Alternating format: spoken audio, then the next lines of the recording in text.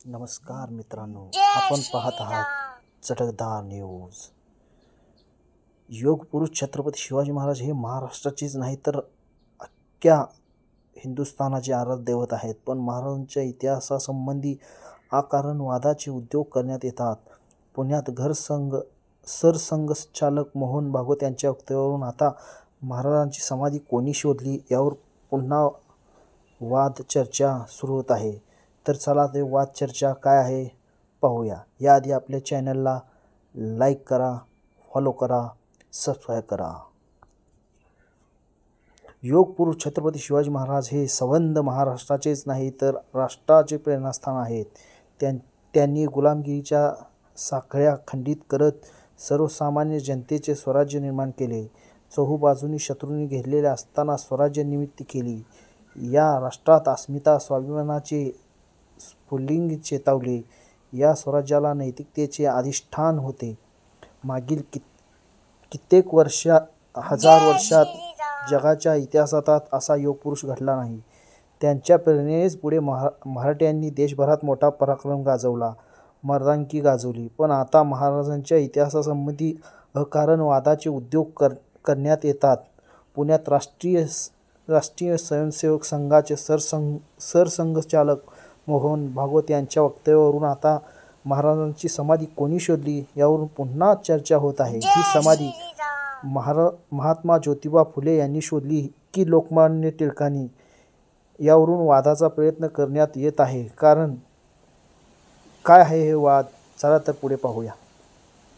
मोहन भागवत यांच्या वक्तव्यानुसार पुण्यात तंजावरचे मराठे या पुस्तकात मोहन भागवत यांनी प्रकाशन केले.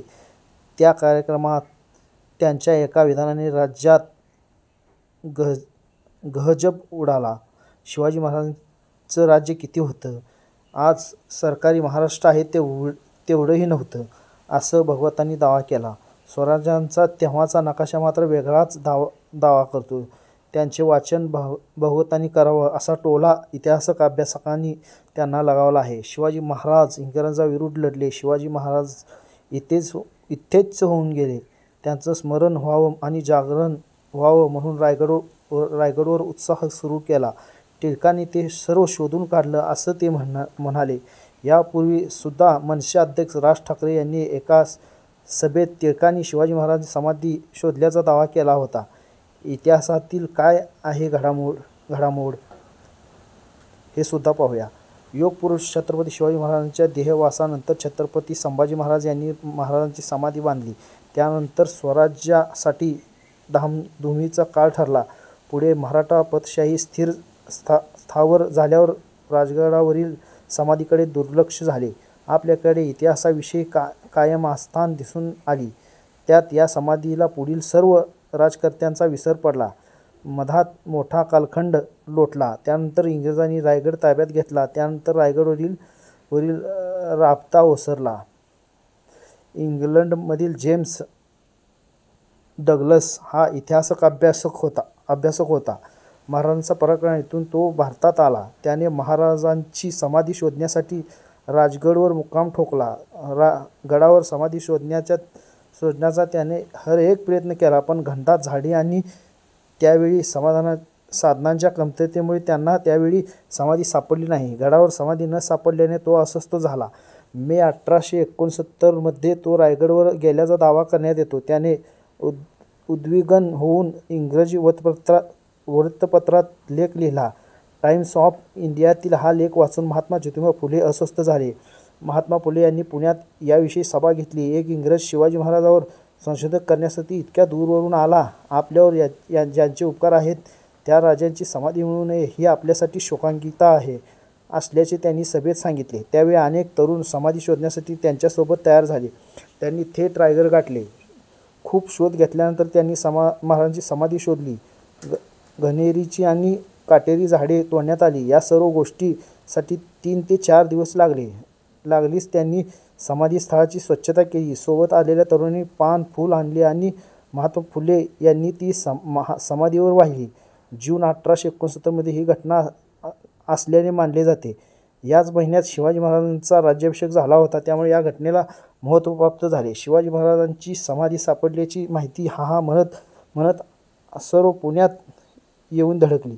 जनतेला त्यामुळे एक आनंद झाला. सगळीकडे चैतन्य पसरले. आता या आदर्श राजाचा गुणगौरव व्हावा आणि त्यांचं कुणालाच विसर पडू नये यासाठी काहीतरी ठोस करण्याचे महात्मा ज्योतिबा फुले यांनी मनाशी निश्चित केले.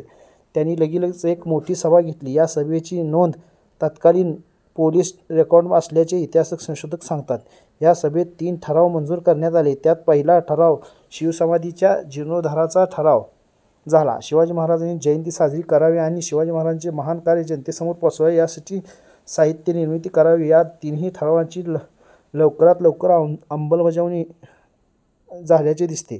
इंग्रज अधिकाऱ्यांनी समाधीच्या दुरुस्ती आणि देखभालीसाठी निधी दिला. सार्वजनिक रक्कमसुद्धा जमवण्यात आली. त्यातून या समाधीची डागडुजी करण्यात आली. समाधीच्या देखभाल आणि देवत्तेसाठी इंग्रजांनी एक अधिकाऱ्याची नेमणूक केली. त्यानंतर महात्मा फुले यांनी शिवजयंती साजरी करण्याचा पायंडा सुरू केला. छत्रपती शिवाजी महाराजांच्या जयंतीसाठी इंग्रजांनी निधी दिला. लोकवर्गणीतून शिवजयंतीला सुरुवात झाली.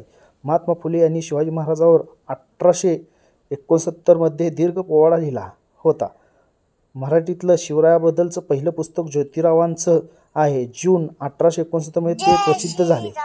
मुंबईतील ओरिएंटल छापखान्यात छापलेले हे पुस्तक मुंबईत काळबादेवीला वासुदेव बाबाजी नवघरे यांच्या तर पुण्यात स्वतः ज्योतिरावांच्या वेताळ पेठातील पुस्तकाच्या दुकानात विक्रीला ठेवले होते. त्यांनी किंमत अवघी 6 आणे ठेवण्यात आलेली होती, अशी माहिती दिवंगत अभ्यासक प्राध्यापक हरी नरके यांनी नोंदवलेली आहे.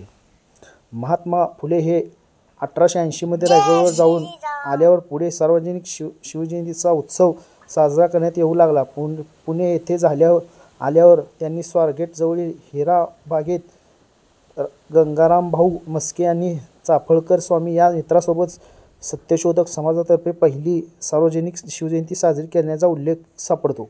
पुण्यातील या उत्साही घडामोडीची नोंद कामगार नेते नारायण मेघाजी लोखंडे यांनी घेतली आणि त्यांनी सुद्धा मुंबईत लालबाग परळ येथे शिवजयंती साजरी केली. शिवाय इंग्रजांच्या गुप्तहेर खात्याने शिवसमाधी शोध सभेची नोंद आणि ठरावाची नोंद करून ठेवलेली आहे.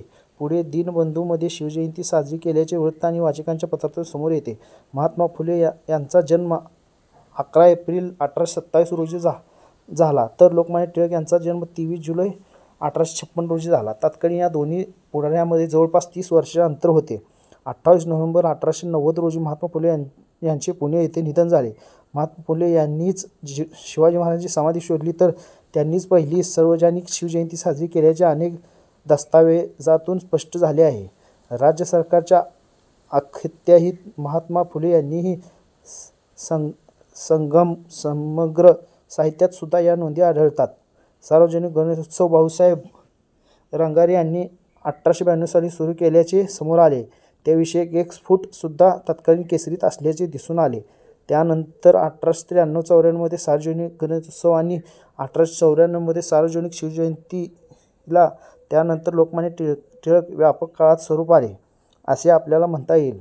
भारतीय असंतोषाचे जनक लोकमान्य टिळकांनी शिवजयंती संदर्भात काहीच प्रयत्न केले असे म्हणणे पण योग्य ठरणार नाही. पुढे टिळकांच्या निधनानंतर 1927च्या आसपास जिनेदाराच्या कार्याला सुरुवात झाली. लोकवर्गणीतून इंग्रज सरकार पुरातत्व खातं यांनी त्यासाठी 19,000 रुपयाची निधी दिल्याचे समोर येते.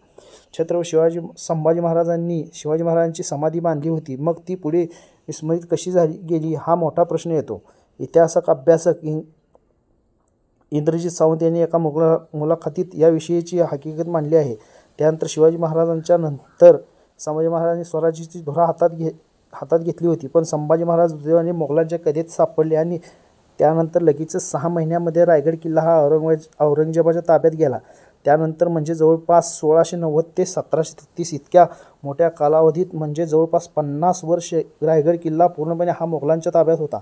नंतर किल्ला सिद्दीकीकडे गेला. 1733 मध्ये साताऱ्याच्या शाहू महाराजांनी हा किल्ला सिद्दीकडून जिंकला. तो पुढे पोतानिकसाकडे गेला, त्यांच्याकडून पेशव्यांनी जिंकून घेतला. 1818 मध्ये रायगड हा इंग्रजांनी पेशव्यांकडून जिंकून घेतला आणि त्या किल्ल्यावर सगळ्यांना येण्यास बंदी घातली आणि त्यामुळे शिवाजी महाराजांची समाधी हा विस्मरणात पडत गेली. अनेक गोष्टी साताऱ्याच्या शाहू महाराजांच्या काळातील शिवसलामीच्या देवबाबतीच्या विषयाची असतील किंवा डागडुजी विषयाची असतील काही कागदपत्रे अजूनपर्यंत तडजोड असलेली नाही. म्हणजे इतिहासात हे अंधारात असतील. कदाचित पुण्यामध्ये हे दप्तर आहे, शाहू दप्तर आहे, त्यामध्ये ते असू शकतील असा शोध घेतला पाहिजे. दुसऱ्या पेशव्याच्या कालावधीमध्ये शिवाजी महाराजांच्या समाधीविषयी त्यांनी काय केलेले होते याची काही कागदपत्रं आपल्याकडे उपलब्ध नाही. त्यामुळे एवढी जी राजकीय राजवट रायगडवर राहिली स्वराज्यानंतरची, त्यामुळे कदाचित ही शिवसमाधी विस्मरणात गेली आणि ती लोकांसमोर आली नाही असा म्हणावं लागतं, असे सावंत यांनी स्पष्ट केलेले आहे. व्हिडिओ आवडल्यास लाईक करा, सबस्क्राईब करा आणि फॉलो करा.